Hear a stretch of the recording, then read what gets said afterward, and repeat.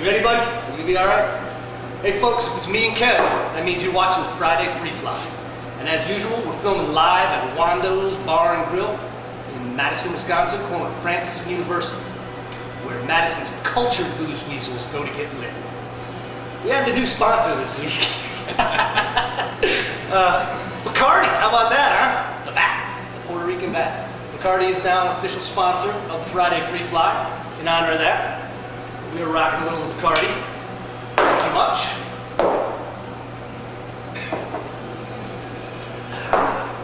First thing we're going to talk about this week is the brilliant new plan by the Democrats to end the war.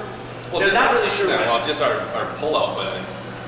Did you get a plan out of that? I did not get a plan out of that. If there was a plan there, I missed the plan. What I did see was Representative Obey just completely stumble over any form of an idea. I mean, he had no clue, and you know, his handler Pelosi, the vulture, she swoops in and just continues the buffoonery. That was some solid buffoonery. That was. I'm not quite sure she knew what war she was talking about and what pullout. I mean, maybe it's just the pullout, maybe out Fort Carson or maybe the base realignment closure commission stuff she was sleeping through a committee meeting during. Exactly. Woke up, it's like, whoa, we gotta get out. Maybe where? I don't know, everywhere. It was good stuff, folks. We'll shoot you a link on that. Yeah, that's actually, it's been up at Black 5 and at Hot Air. I'll tell you what, the funny part was, where was Murphy? We needed him to really round that out. We needed a good dose of meathead.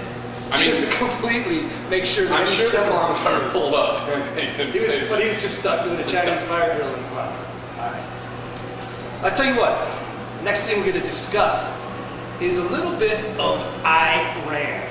Now, there's some lively stuff going on. And I'm not sure how much of it's real, how much of it's propaganda, how much of it's psyops, whether the Jews are involved, because it's Iranian generals have been coming up missing.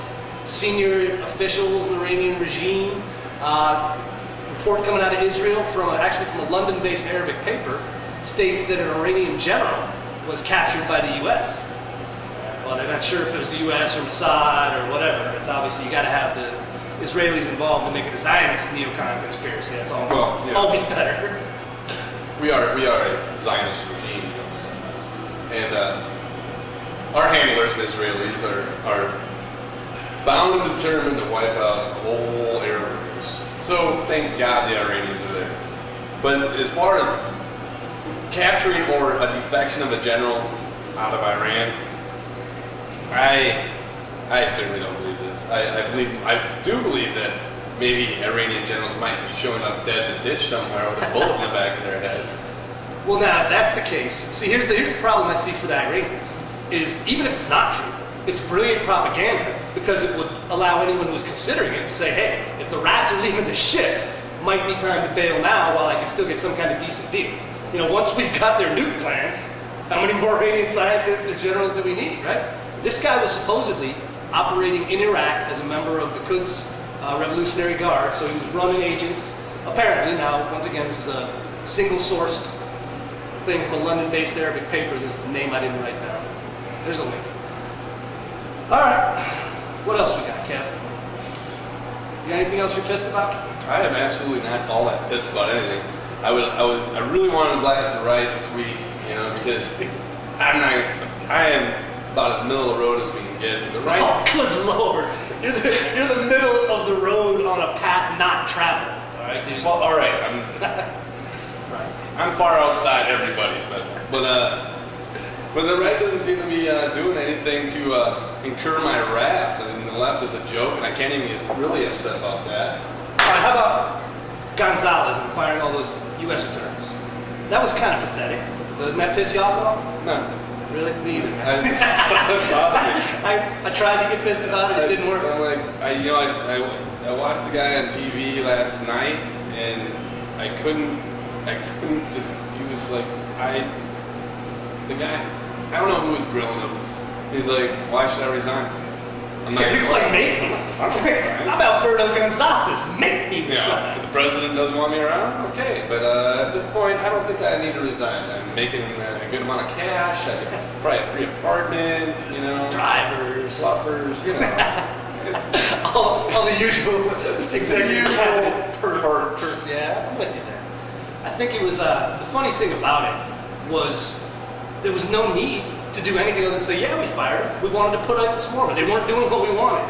It's perfectly legal to do that. Clinton fired all 93 U.S. attorneys when he took office. Bush fires 8, not even Bush. Pathetic. Yeah. That was a non-starter. That one was kind of a joke. I got a little change. I want to do some Al Gore, man. I haven't beat up Al in a while, and he is one of my favorite idiots of all time. People don't believe the hype. Al Gore's an idiot. I don't care what people say. I don't care about his lectures, his PowerPoint, the rest of it. Al Gore's an idiot. I know this for a fact because I actually read his book. I read Earth in the Balance. It was one of the most excremental and excruciating things I've ever had to do. And the only reason I did it was because we were on a trip in Thailand and I'd read every other thing we had in English 3 times. I threw the book against the wall 7 times. It was so mind-numbingly stupid. Al's wrong, and the New York Times actually piped up, which is a strange place to be reading someone saying, oh, don't believe the hype about global warming. The New York Times was poking a bunch of holes in Al's magnificent, inconvenient truths. Well, you're talking, okay, I've got a few friends that are environmentalists here in the Mad City. Oh. And they continue to tell me that, you know, the Greenland ice shelf's going to float off into the ocean. Polar bear on the iceberg, dude. That and- starving polar bear. And it probably is. But to think that, you know, we already know this is happening. That the Earth, you know. Not that we caused it. Not that humans caused it. No, obviously last time it just happened. And there's nothing, you know, if anything, I would like to go up to Greenland with a blowtorch and help the process along. You know, It's kind of tough to get riled up here in Wisconsin. Seriously, I don't. Yeah, exactly. You know, if we lose a few coastal cities and Whatever. I get a longer summer and a shorter winter. Weird. I'm pretty happy at this point. But my point is, I would like to have this thing slide off, and me being the cause, and it's not just mankind. To go, oh, Kevin, you did it. It was you. I changed the course of human history. Dude, you'd be huge.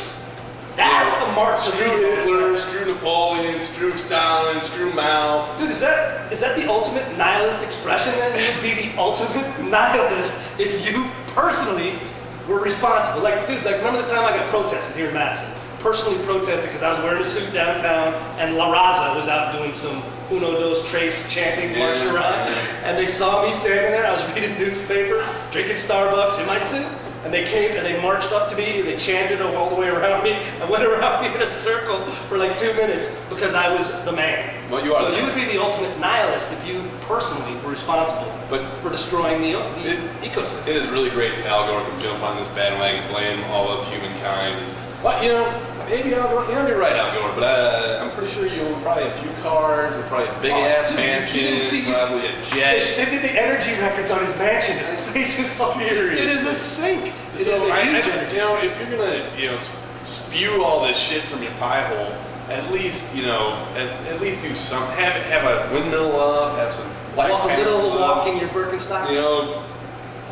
Burn old, Now, here's Al's answer. Al's answer is I buy offsets. I invest money in companies that are doing research into green biofuels.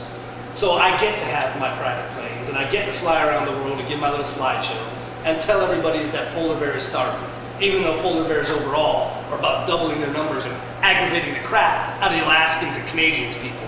Trust me, you don't hear them complaining about the poor, starving, sad little polar bears sitting on their ice, can't catch nothing. No, they complain about the hordes of polar bears hanging around their cities, eating trash. So, hey, this was not a good week for really getting upset, though. I mean, Al Gore's always going to be there. I had a friend, that worked on Capitol Hill. Al Gore was the vice president, being he was a pig, buddy line pig. And Al Gore was an ass. He was an ass to him. And I'm like, well, why would you be an ass to somebody that, worked for you, did stuff for you, just to be an ass. He was like that to everybody. So maybe the Republicans stole the presidency, but at least we don't have an ass on us.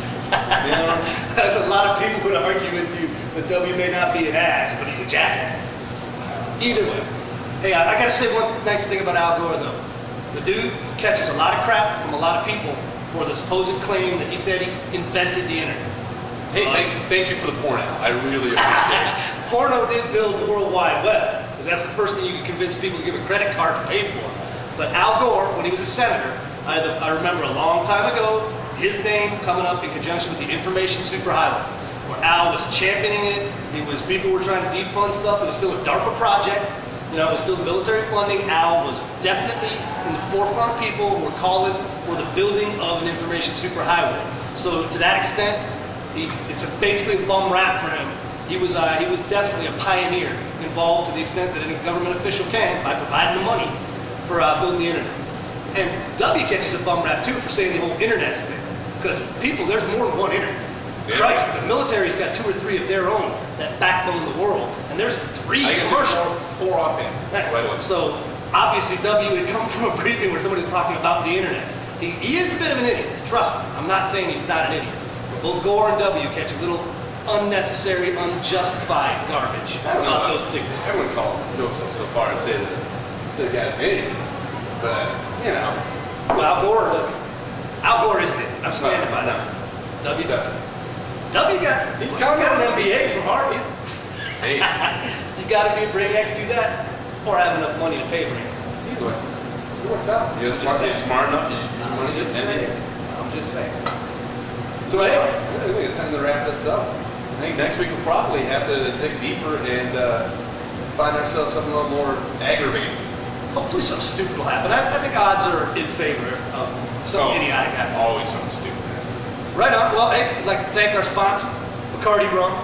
Wonderful, wonderful. Nectar of the gods, people. Nectar of the gods. Next week, we should be making mojitos. We could be making some mojitos. Might take a break and make some mojitos. We might take a break and demonstrate the making of a proper mojito. I'd like to thank Wando's Bar and Grill down here, where Madison's cultured booze weasels come to get lit. Wando, he's going to buy it. That's going to be his new tagline. Uncle Jay and Kev, Friday Freefly. See you next week. Yeah, have a good weekend.